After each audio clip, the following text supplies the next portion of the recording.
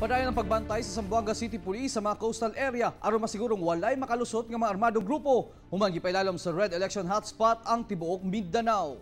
Humang gipailalom sa COMELEC ang tibuok Mindanao sa Red Election Hotspot. Aminado ang Zamboanga City Police Office nga apektado ang syudad tungod sa presensya sa mga armadong grupo sa kasikbit nga mga probinsya sama sa sulog, basilan, labi na sa mga abusayaf. Samtang gyapon ang hulga sa rebuilding NPA sa pipila ka lugar sa Zamboanga del Norte, Zamboanga del Sur ug Zamboanga Sibugay. Busa mas gipaugtan sa kapulisan ug kasundaluhan sa Task Force Zamboanga ang pagbantay sa mga coastal area ug boundary sa syudad.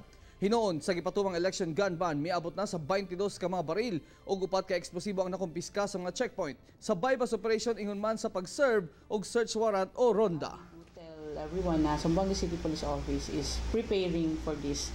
Actually, ready na po yung security plan natin for election. With this pronouncement ng hotspot, nagdagdag lang po tayo ng deployment.